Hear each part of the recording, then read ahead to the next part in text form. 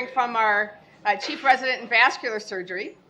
And I thought I would ask Dr. Pevic to come up and actually help give the introduction because, like many of our chief residents, we've had multiple name changes, multiple degrees, lots of things that have occurred in the life of our colleagues who are with us for an extended period of time. So, Dr. Pevic. Thank you. So I'm just briefly going to mention that Samantha Newright of Stradleigh comes with a unique experience in that she has a degree in engineering and actually worked as an engineer in product development for vascular devices prior to going to medical school. So she's uniquely qualified to teach us this morning about hemodynamics for surgeons. Dr. Stradleigh is in her last year of her integrated residency in vascular surgery, and she came back to us after a brief absence for some creative work, and she's going to give here to give her presentation. Dr. Stradleigh, thank you.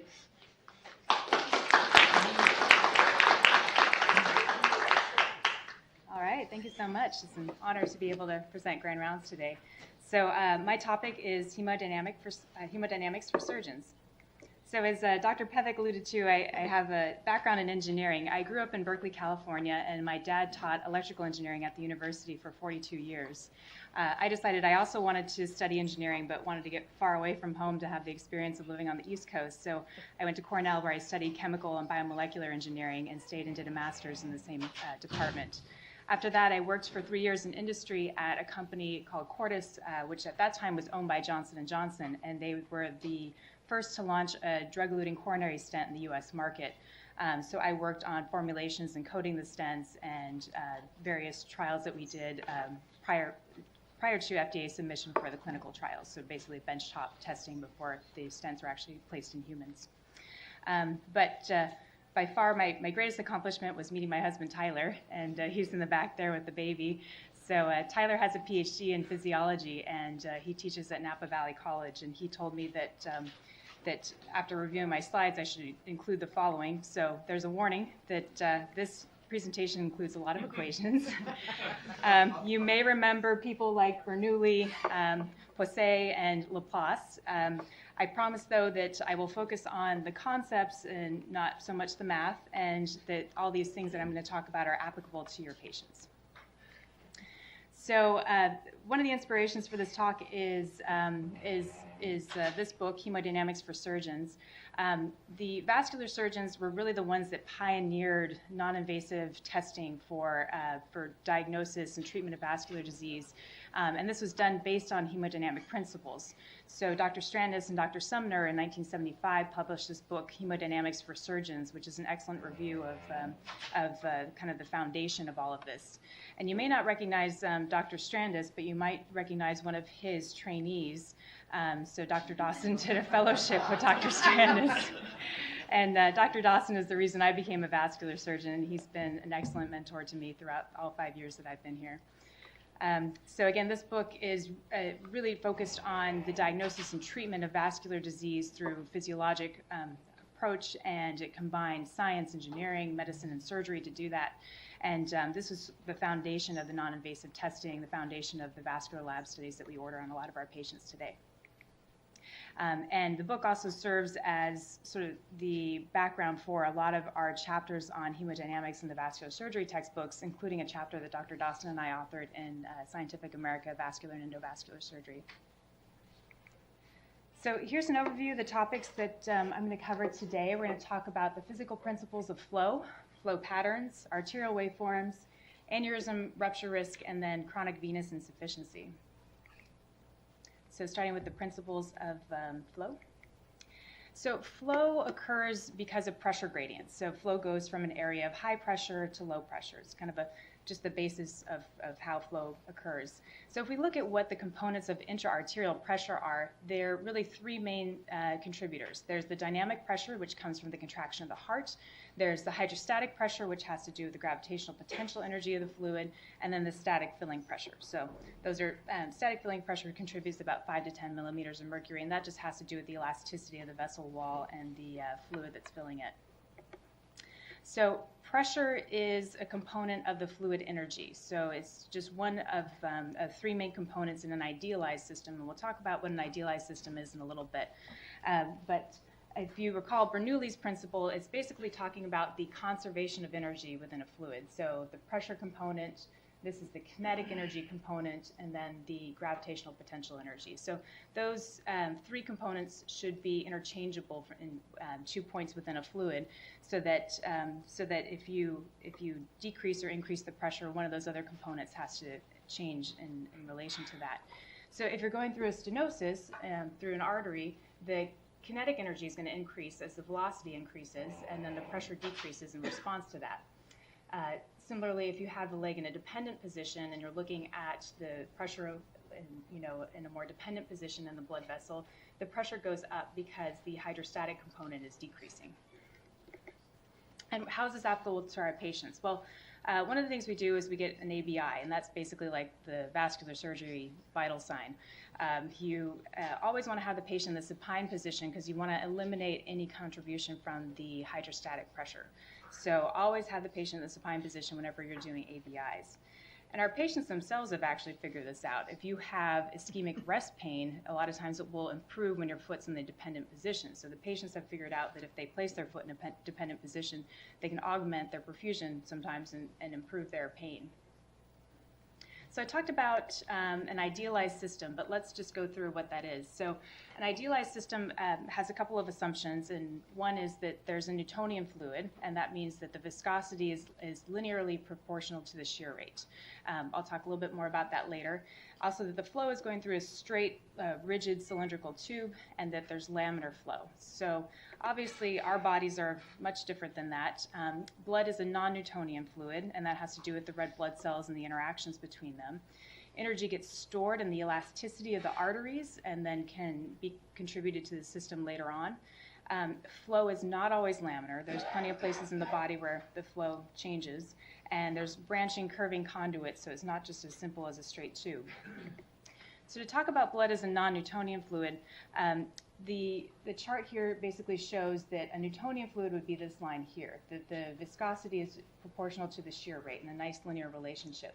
But you can see that at lower shear rates, where the blood cells are allowed to aggregate together, there's actually an increase in the viscosity because of that. And then when you get to higher shear rates, there's less aggregation of the red blood cells, so that it actually behaves a little bit more like a Newtonian fluid.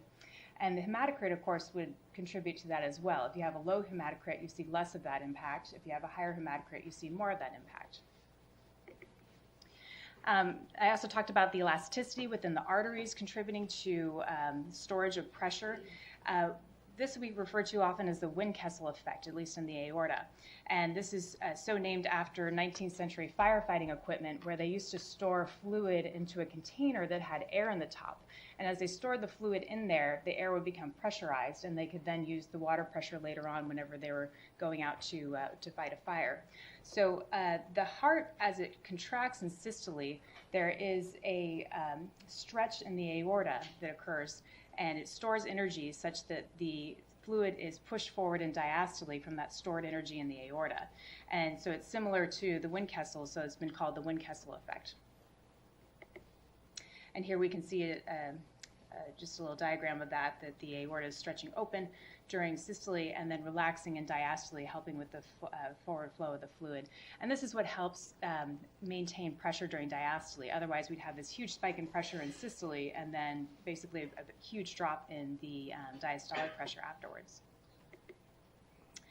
And so moving on to how pressure and flow are related, Poiseuille's law is basically like Ohm's law applied to fluid. So Ohm's law applies to electric circuits, and in Poiseuille's law, we see that the pressure drop, the change in the pressure between 2 points, is equal to the flow times the resistance. And here the resistance is proportional to the length of the tube and the viscosity, and then inversely proportional to the radius to the fourth power. And the idealized system, again, is all the components we talked about: Newtonian fluid, straight, rigid cylindrical tube, and laminar flow. There's also some inertial energy losses that aren't accounted for with this equation. This equation basically is looking at the viscous energy losses that occur. And again, it's important that the radius to the fourth power is the largest contribution to to basically a stenotic segment. And we see that here, that the length has less of an impact than the radius does. So if you have a very short focal stenosis that's very severe, it's going to give you a higher resistance than a long stenosis that is not as severe.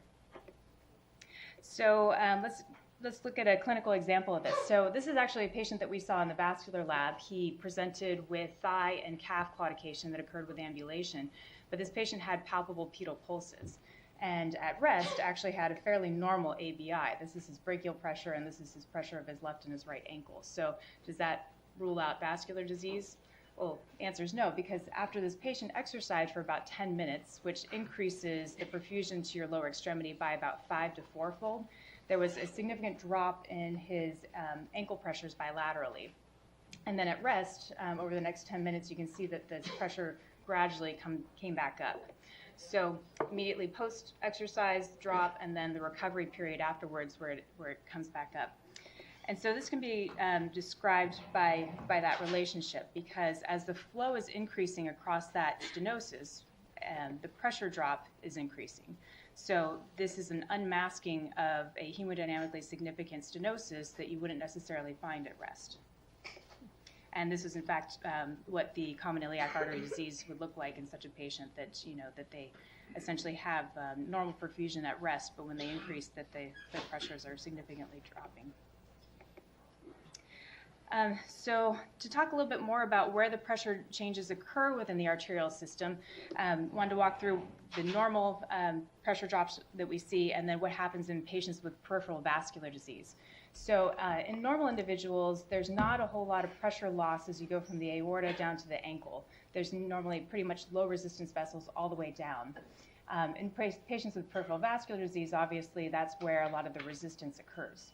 So in the normal individuals, the precapillary arterioles are the ones that create the resistance within the vascular system, and they can do this to augment flow depending on what you're doing. If you're exercising, they dilate open, allow more flow. If you're at rest, they're constricting because you don't need as much flow. Whereas the patients with peripheral vascular disease at rest, they've already dilated their precapillary arterioles because they need to maintain that perfusion to their foot. So I'm sure anybody who's spent time in the ICU has seen pressor-induced ischemia. This is probably about 10% of our consults that we get is a patient that comes in, is put on a couple pressors, and then develops pressor-induced ischemia of the foot. And what's happening here is these patients, because they are dependent on the dilation of these precapillary arterioles, as soon as they get an alpha agonist, they really decrease the perfusion to the foot. So they're very sensitive to any sort of pressors. And that's why our patients are particularly prone to pressor-induced ischemia. On a similar note, some of you have probably seen this after you revascularize a patient, they can get pretty significant hyperemia. This is a patient that just got revascularized in their left lower extremity. And the reason for this is those precapillary arterioles that are maximally dilated, they don't automatically go back to their normal constricted state where they provide resistance. And so that is what causes the hyperemia, the redness, the swelling. And a lot of times these patients get sent back from a skilled nursing facility because they think that there's a DVT. So we get a venous duplex, we rule out DVT, and then we just tell them, okay, it's probably just hyperemia. And sometimes it's going to take up to several weeks before they start developing this resistance again through the constriction of their precapillary arterioles. All right, so moving on to some of the flow patterns. So earlier we talked about laminar flow being one of the components of an idealized system. And the Latin word lamella just means layers. So laminar flow is really referring to the fact that all of the blood flow is traveling in the same direction, and it's sort of like layers, that the blood flow at the wall, because of the boundary layer effect or the increased viscosity effects at the wall, is actually traveling the slowest, and then the blood flow at the center of the stream is traveling the fastest. So you can see this sort of parabolic profile that the laminar flow takes on. And you can see this in a carotid artery, a common carotid artery, that the flow is the fastest at the center and the slowest at the end. I'd say this is a normal subject because it's actually my carotid artery.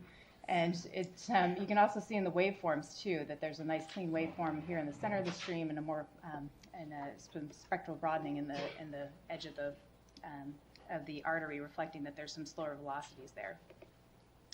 Turbulent flow, on the other hand, you have a lot of irregularity. There's random variations in the velocity and the pressure. And in industry, a lot of times we do this if we want to mix two fluids. We'll purposely create turbulent flow in a tube to mix two components. This actually results in a lot of dissipation of the fluid energy as heat, because you have all this random movement and friction that's created in the system. So you have energy losses along the way.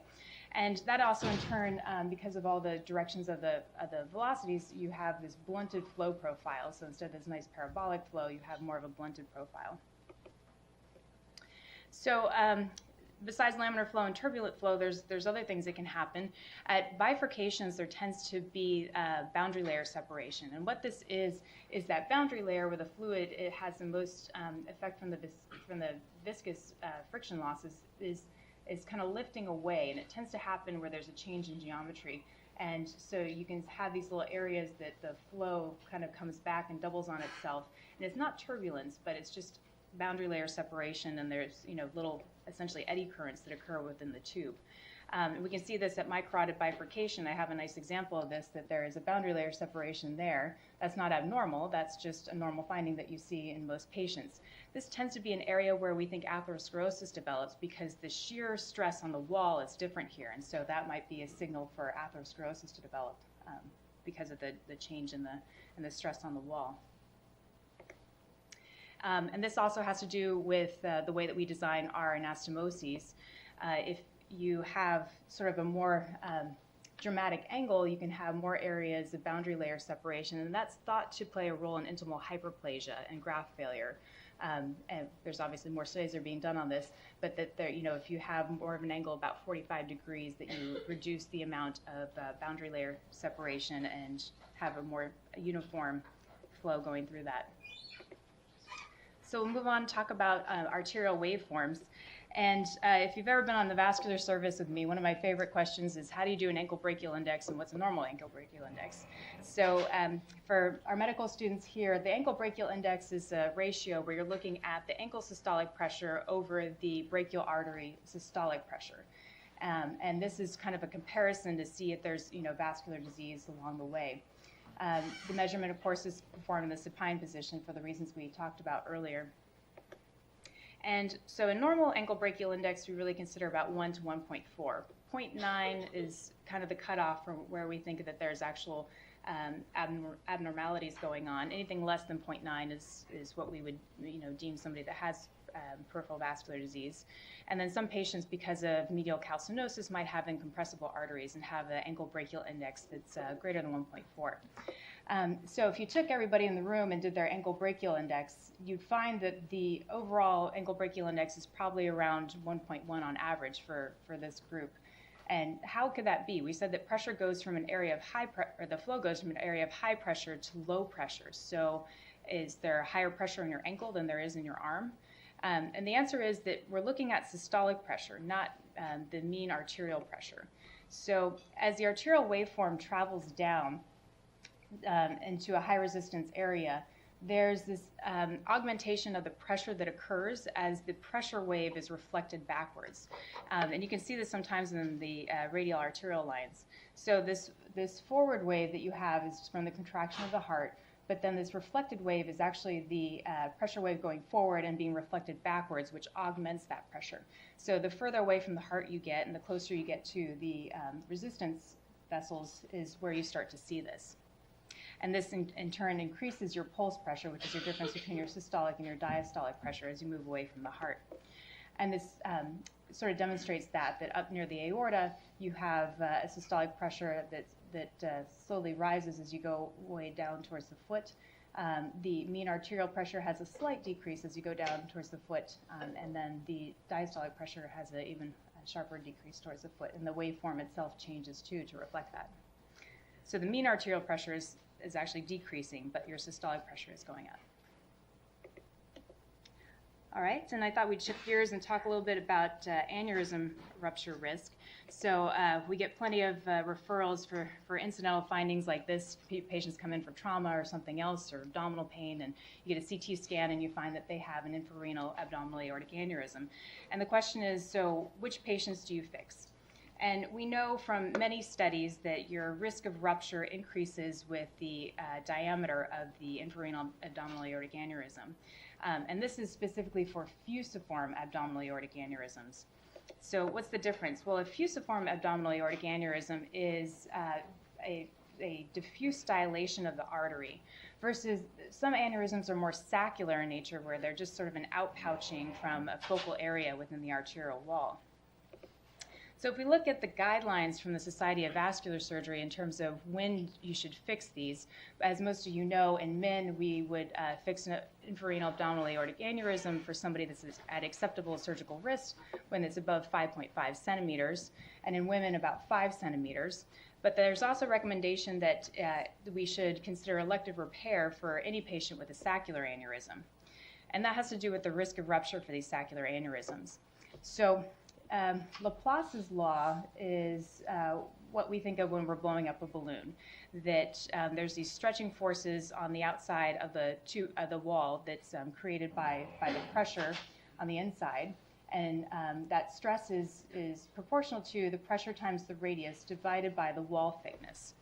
So when the tangential stress exceeds the tensile strength of the arterial wall, that's when rupture occurs. So with these saccular aneurysms, the thought is that the wall of the artery itself is thinning more than you would have with a fusiform aneurysm, so that these are more increased risk for rupture. And there's been some work into finite elemental analysis to look at this, to predict areas where you have the most tensile, where you have the most tangential forces that are going that are pulling on that artery, and this is actually shown to be a little bit more accurate than just size itself in terms of looking at aneurysm risk rupture, if you look at where the stresses are as opposed to looking at just the diameter.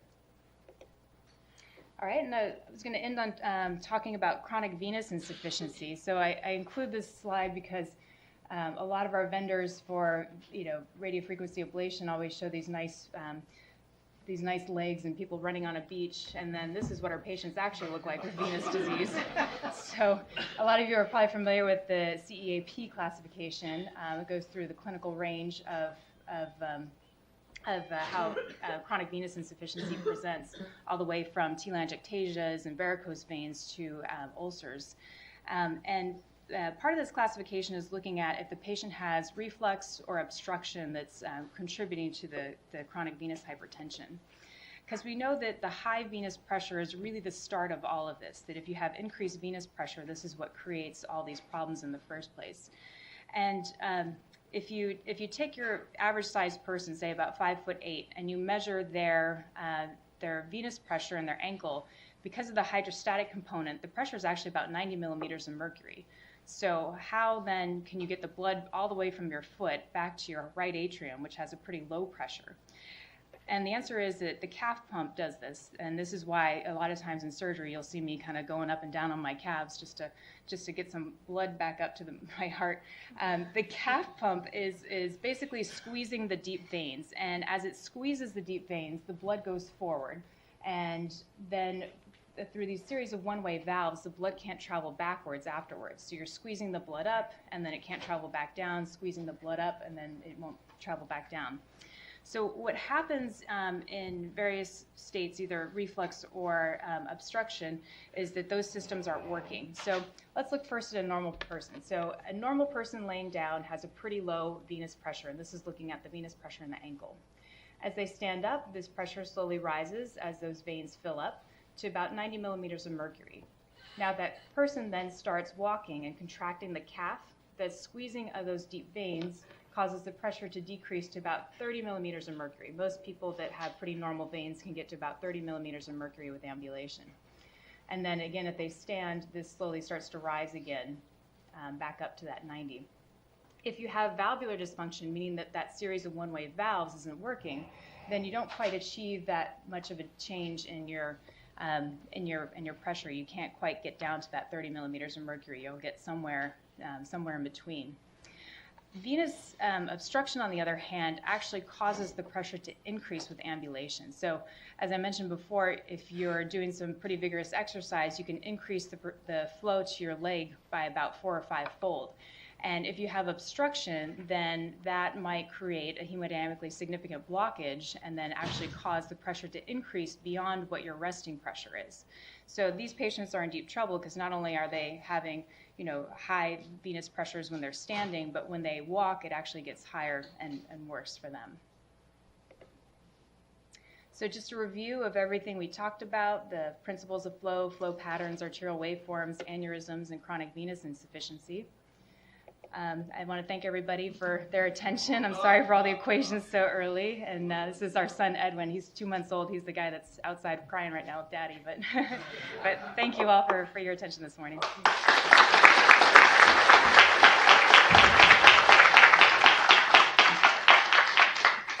Samantha, that's great. And I think that, for me, that was like a great review of some of those equations that I vaguely remember, and I know they were important. And it's like, oh, I did learn that once. So that was fabulous. So we have a little time for questions, and I think it's a great opportunity to think about, how do all these day-to-day things impact important things like our arteries and veins that we depend on for so much that we do. Are there questions for Dr. Rack? So you probably have never looked at the congenital literature, but if you are interested, there's a lot of research in the sort of 90s between Michigan and Great Ormond Street in London, assessing hemodynamic models in the Fontan circulation where there's no right ventricle, there's only passive venous flow going into the lungs. And we run into a lot of problems with how we construct the anastomoses to try to reduce energy loss, for instance, kind of like what you talked about with the shear stress. And also with some of these older Fontans where they've had a very complex aortic reconstruction and the aorta becomes very stiff early on, or in the right outflow tract of a TET, where maybe we thinned out the muscle too much and it becomes an energy sink, and they have reduced forward flow out their RV because of it. So I just wonder if you've seen any of that. No, I hadn't, but yeah, that's an interesting area to look at. Certainly if you don't have that stretch of the aorta, you get a widened pulse pressure, and you have this really big systolic burst of pressure that goes through, and then diastole is lower flow. So there's all sorts of problems that can come from that. So yeah, it'd be interesting to And I wonder if, when you were in industry, since you were looking at all the coatings, etc., you can comment on some of the microbiology that happens in vessels. Because this is great physiology, sort of like macrophysiology, but there's microphysiology that's going on in the vessels as well. And I wondered if you did any of that work. A little bit. So we used sirolimus on the Cypher stent, and sirolimus was thought to decrease the intimal hyperplasia. One of the problems that we then saw was late-stage thrombosis, that patients about a year later were having increased risk of MI after a stent placement because of the stent itself not being covered by the intima and then causing thrombus. So that's really the reason why the recommendations for Plavix use in patients with coronary stents is different, whether you're using a bare metal stent versus a drug-eluting stent. Where a bare metal stent is much shorter because that intimal hyperplasia process covers the stent, and then you don't have a reaction to that foreign body, so to speak, that's in the artery. Versus the sirolimus stents, it would not be covered by any sort of intima, and then you essentially just have this stainless steel stent sitting in your heart, and eventually you might form a thrombus on that because of the surface irregularities. So and we looked at a lot of things. There were some studies that we wanted to look at, doing a combination of drugs for the stents, and trying to see if there was an optimum way of doing it, maybe heparin in the beginning and then sirolimus later on, and there's actually a stent that just got launched in the market. I think it just got withdrawn though, but it was looking at absorbable stents, so stents that would completely reabsorb with time. So it's a fascinating field, and there's still a lot of work that's being done in it, and there's quite a few paclitaxel stents that are on the market still, and so that's predominantly like Xience is paclitaxel, so kind of a different drug, but the same idea that you're inhibiting the intimal hyperplasia that occurs afterwards. Other comments? Samantha, congratulations. It was a great talk, and I always wish if I could go back in my career, I would have done engineering before surgery. I think it's a perfect combination, especially when you see and have the opportunity to innovate and nobody's going to see problems that need to be fixed than you will in your career in the operating room, and no one has the tools to do something about it better than you do. And I'm just wondering, given all these things, if you've seen things that based on what you've seen in the industry that stimulate you to develop a product to solve a problem. I'll give it one very simple example. We've been working on something to develop a little valve for veins. I mean, it sounds simple, but if you could actually develop a valve, some kind of valve that was good enough for veins, it sounds so simple and would help so many people. But That's much harder, in practice. I'm a lot less, qualified to think about how you do that than somebody like you. So I just want to congratulate you. I think you've got a fantastic career ahead of you. Congratulations. And I know certainly, Dr. Boyd, you've had a couple, products that you developed as well, and so that's interesting that I know you had the product that would kind of stabilize the heart so you could do the anastomosis off pump, and that's great work that you've been doing. So yeah, certainly there's a lot of different areas within medicine where this can be applied, and the nice thing about vascular surgery is, it's really a specialty of gadgets. We have a lot of endovascular devices that we can use, and there's always something new on the market. And one of the unfortunate things is, some of these new technologies seem very promising at first, and then they obviously are fraught with, some issues, and so it's a little bit scary sometimes using the new products for the first time. What do you think some of the biggest pitfalls would be of trying to develop a valve for a vein? From my understanding, there was some work at Stanford that was done on this. They were trying to, create like a synthetic valve, and one of the issues is the flow around the valve. They couldn't quite mimic that from the body. That obviously valves, even your natural valves, are thrombogenic because of the low flow areas that occur within the valve. And designing a synthetic valve, they had a lot of issues with that as well. To kind of recreate that flow state within the body, which isn't perfect for preventing thrombus itself. And then, there's been some work on just valve transplant, taking the axillary valves and putting them in the legs and seeing if that works. But yeah, it seems pretty simple just to design something as simple as a valve, but it's a lot harder, and I think that their group found that out. So. Do you think it's a materials thing then? I'm not sure. I'm not too familiar with what materials they use, but I mean, it could be, that the materials themselves are thrombogenic. I mean, we certainly saw that with the stents, that the materials are thrombogenic if they're not coated by the intima. So, yeah. Dr. Lynn? Very much enjoyed that. It strikes me as I've always thought that there are certain equations that really govern most things in the universe, from electricity to flow to relationship between human beings, right? Resistance and longevity. It's kind of all, you can apply those same rules, right? Yeah. So, in my mind, the problem you're dealing with is delivering oxygen, right? Kind of at the end of the day, it's oversimplification. One of the things is to remove the obstruction. The other is to find more efficient ways to carry oxygen. Has anyone ever thought or looked at, maybe you have an obstruction. Maybe you can't eliminate the entire obstruction. Maybe you can do it partially, but could you enhance oxygen carrying capacities in order to make a partial improvement in the flow better by having it be more efficient? So not improving the flow, but improving the oxygen. But no, I mean, as a combination strategy, right? Like you're not going to make a diabetic's vessel super better, but could you make it a little bit better than improve oxygen? Well, if you think about hyperbarics, that's sort of the area that they're looking at. If you increase the pressure and, then you increase the partial pressure of oxygen. So I know David Grant has a huge dive chamber. They put about 10 patients a day into the, hyperbarics and take them to 2 atmospheres. They don't actually increase the oxygen within the tank for fire risk reasons, but just taking the patients to 2 atmospheres and, essentially doubling the partial pressure of oxygen. There's been a lot of studies looking at that and whether or not there's improved wound healing with that.